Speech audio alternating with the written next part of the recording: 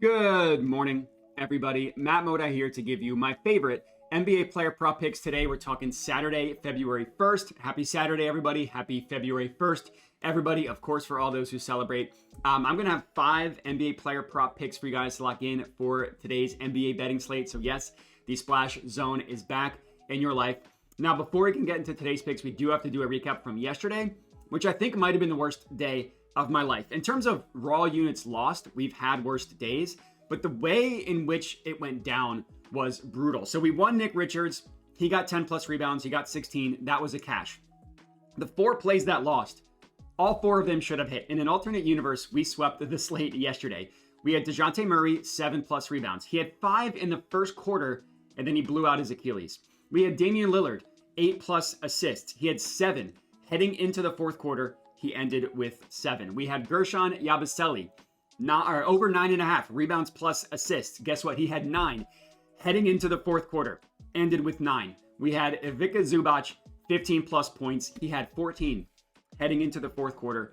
He ended with 14. 3 of our losses were not only hooks, but hooks with guys that just needed to record one stat in the fourth quarter. And then the other play that we lost was well on its way to tracking to hit, but he blew out his Achilles. So just nobody wants to hear me complain, but just a brutal day yesterday. Let's turn it around today. We were down 3 units yesterday. That brings our profit on the year after yesterday's loss to up 20 units on the year, which is not terrible. Obviously, we hope for a little bit better than that, but 20 units is not the worst thing in the world. But we can get right into today's picks. Enough complaining, enough dilly-dallying. What you see up on the screen here is Props Madness, which is my main tool for my NBA betting. If you're interested in checking them out, I put a link in the description of the video. And let's get into today's picks. So there's 5 official bets. I do have some leans as well. Some leans as well that I did like for today that I'll give out for you guys. But the first official bet that we have is in this Magic versus Jazz game. And I'm going Paolo Banchero. And I'm actually taking him over assists. So I got him over 4.5 assists, minus 115 odds at DraftKings. This is the exact bet that I took, minus 115 at DraftKings for him to go over 4.5 assists. Now, it's been like the tale of 3 seasons for the Magic. It's like the first couple games before Banchero got hurt. It's the 10 or so games since Banchero came back.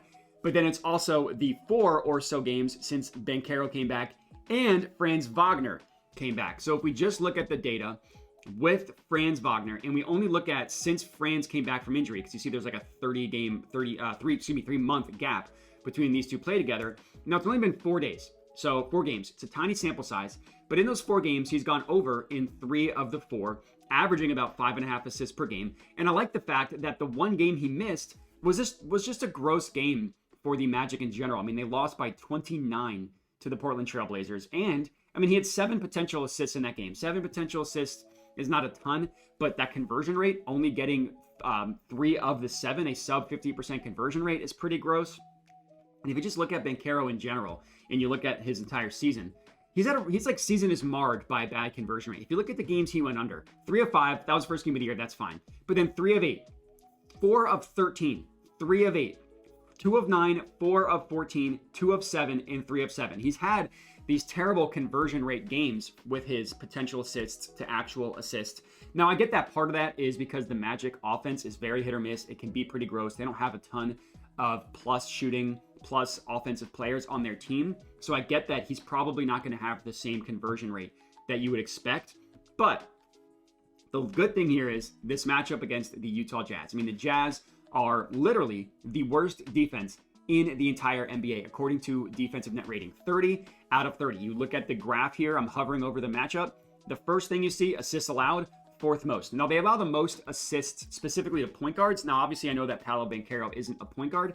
Really, what I'm telling you is that the Jazz allow the most assists to guys who have the ball in their hands the most, which is obviously going to be Paolo Banchero. And with Franz back, he play makes a little bit more than he scores. So that's kind of another reason why I like the assists for Paolo Banchero. But they're just an abomination of a defense.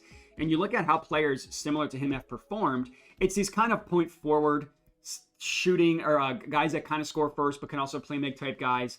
Giannis hit in one game, he missed in one game. LeBron actually had double digit in both games against the Jazz. Zion missed one game. Middleton missed in the same game that Giannis did. And then the beginning of the year, 2 guys missed. But it's 4 of 7. It's also 4 of the last 5 have hit their over against the Jazz.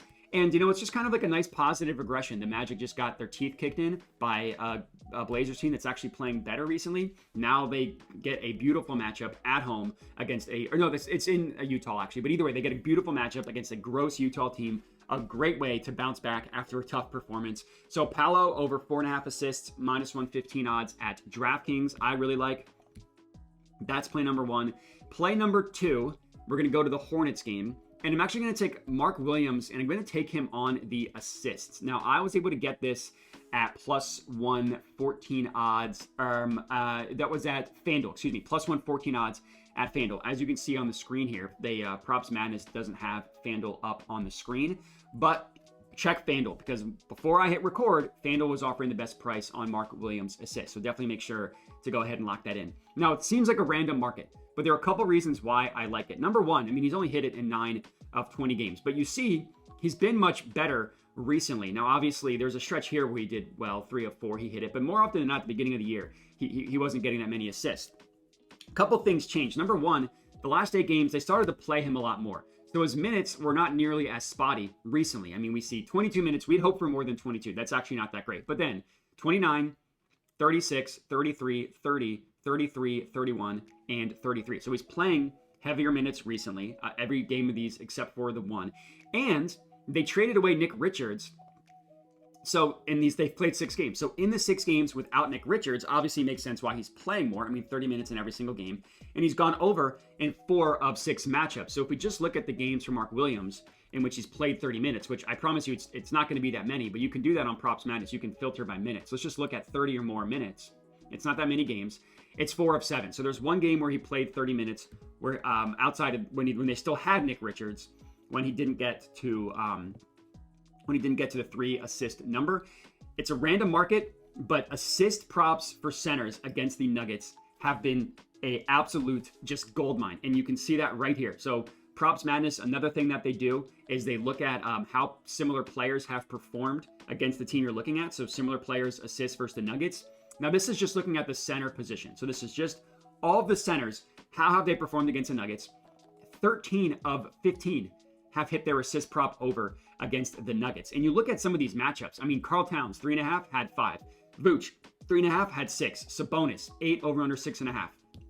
It's different types of centers, and it's all of them going over. It's guys with an over under of 6.5 going over, and it's guys with an over under of 1.5 going over. And even if you look at the 2 unders, it's not really that scary. Wemby had back-to-back games against the Nuggets. He cashed it in one, missed it in the other. And when I say back-to-back, I literally mean back-to-back, January 3rd, January 4th.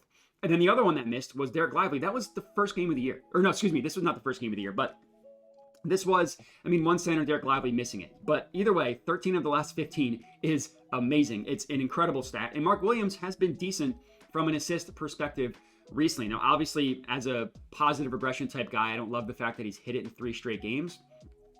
But it's a little bit of an undervalued market. I don't necessarily think how many people are betting the Mark Williams assist. So I don't think that the odds are going to change that much. And I do think that we're getting some value here because he's been better recently and over the full year. And it's an excellent matchup. So that's play number 2 is Mark Williams over 2.5 assists. I don't have a play in the Wizards Timberwolves, despite how juicy a matchup the Wizards are. But I do have a play in this Nets versus Rockets. And I have Sengun, and I have him over his assists. Another play that I really like. So this is the exact bet I took. I got -115 at Bet365. So that number is still available. Luckily, there hasn't been much odds movement, at least by the time I hit record. Hopefully, by the time you're watching this, there's also not much line movement. But I really like this play for Sengun. And number 1, he's been decent recently. He averages about 5 on the year. Last 24 games, he's hit it in 14 of 24. I like this as a positive regression spot as well. As you can see, he's missed it in 3 of his last 4 games. But prior to that, he cashed it in 6 of his last 8. It's just kind of the natural progression of how things go. And you look at his last 10 games. The 2 of these games he missed tough matchup against the Cavs. We wouldn't have been on that. He also cashed it in a tough matchup against the Celtics when, admittedly, we wouldn't have been on it. And then the next day, they played the Hawks, and he just kind of had a tough game. Only played 29 minutes, but that was a back-to-back. But you look at the matchup here. There's a couple reasons why I like it. Number 1, The Nets are also a good matchup for center assist props, kind of not quite like the Nuggets, but they're close. Now, it's a small sample size, but I mean, there are only really 3 playmaking centers that are of the same. I mean, obviously, there are different levels to it. Like Jokic is clearly the best. Sabonis is also pretty good, and then it goes Sengun. But literally all 4, now it's 2 games each. But Sabonis cashed it in both games against the Nets. One of them, he had double-digit assists. Jokic also cashed it in both games against the Nets. And look at those, 15 and 16 assists. So these playmaking centers have had a lot of success against the Nets. And you want to know why? Let's look at how his points stack up. The Nets, they give up the most points per game via post-ups, so that also looks good. If you want to do points plus assists for Sengun, you could. But they don't give up anything to the pick-and-roll roll man. Now, obviously, Sengun doesn't do a ton of pick and roll, but the reason why they're such a good matchup for center assist props and why all these playmaking centers have, or these are, this is for points, but why these playmaking centers have success from an assist perspective, it's because they don't allow really anything via the roll. Now, again, Sengun posts up a lot. They could give up a lot of points via the post up, but they just are kind of leaky to the center position in general. So Sengun over 4.5 assists, minus 115 odds at Bet365 is play number 3. Next up, I have a play in the Kings versus Thunder. And I'm going De'Aaron Fox, and I'm taking him on the rebounds. Now, I got this at plus 114. Unfortunately, that is no longer available. The best option on the screen is plus 100 at Bet365. I would check FanDuel because, as I mentioned, Props Madness doesn't have odds on FanDuel. I don't remember what FanDuel had, but I know that the DraftKings, unfortunately, that number is no longer available. But you could probably get a better price on FanDuel than this plus 100. Either way, I love this play. It's a good matchup. We've looked at guard rebound props against the Thunder a lot this year. We've looked at a lot of rebound props against the Thunder, not necessarily guard specific, but that's what we're going here with Fox. Right off the bat, I mean, we see he's hit it 16 to 24 games of his last 24. He averages about 5 on the year, so everything looks good. He's right on his average. A little bit of a positive regression spot. I mean, he did just hit it against the Sixers, but he missed it in 2 straight games prior to that. But look at the matchup here. I mean, 7 of the last 10 guards. And this is similar to De'Aaron Fox. This isn't just looking at guards. This is looking at guards that rebound the same way as Fox. 7 of 10 this year have hit their rebound prop over. And you go through the names, it makes complete sense. Now, Curry missed. I think I bet Curry in that game. So, actually, no, it was a different game where I bet Curry. But either way, he missed. But then 5 straight cashed prior to Curry missing. Now, Fox did miss it the first time these two teams played back in November 25th. But nothing really scary from that. I mean, yeah, he missed it. That kind of happens. But the matchup is good. 16 to 24, 7 of the last 10. I like situations where we're betting on a player in a good matchup. And we're also betting on a player who's doesn't need to go that far above their average. Like if he just hits his average, this bet cashes. But I think he could even go above his average because of the matchup. So this is our 4th bet, is the De'Aaron Fox over 4.5 rebounds.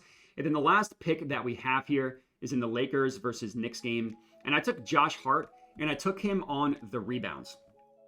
Now, Josh Hart, I mean, had this insane stretch from a rebounding perspective. And when you look at those games, he cashed it in what's this, like 13 of 14, whatever it was, like just a ridiculous stretch from a rebounding perspective. Since then, he's missed it in 4 of 6 games. Now, 2 times he missed 9 rebounds, and then he missed it in the last 2. He hooked with 1, and then just a gross game against the Nuggets.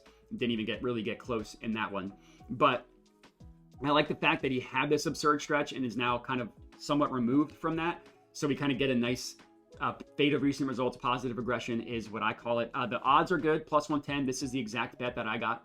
Or no, actually, you can get better. You can get plus 116 at FanDuel. If that's no longer available, I would still take it at plus 110 at DraftKings. It's an excellent matchup. And, you know, it's a little bit weird because the Lakers are missing Anthony Davis. But in general, these guard/forward guys have been better rebounding against the Lakers than centers have, which is obviously why it's been guards and forwards. But I mean, only 2 guys similar to Josh Hart. If you look at the 2, it makes sense. I mean, Russell Westbrook and Amen Thompson both kind of similar players, similar rebounding style to Josh Hart. We just go by position. It's 10 of the last 15, and that includes 3 straight that have missed it. So it was 10 of 12 prior to that. And you look at the guys, I mean, some of them are kind of similar. Some of them you can't take too much away. I mean, Desmond Bane is similar. Brooks and Sharp isn't crazy. Amen Thompson, we already talked about him. And then these 3 guys that missed, not necessarily that comparable to Josh Hart. But you look at like Karl Anthony Towns, and the only reason I'm showing you this is to show how centers have performed.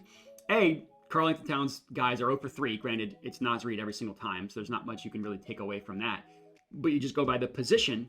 Only 5 of the last 15 centers have hit their rebound prop against the Lakers. Now, obviously, again, Anthony Davis played in the majority of these games. So if you think that AD not being there is going to impact the center rebounding, which I would understand, maybe it's a little bit different with Anthony Davis out of the lineup, but either way, there's enough data on the center position not getting a ton of rebounds against the Lakers. And I also like the fact, again, Josh Hart's been awesome from a rebounding perspective, and we're getting him in a little bit of a lull. So Josh Hart, over 10.5 rebounds. That's our fifth and final official pick of the video. There were a couple leans that I liked that I at least want to just tell you guys about.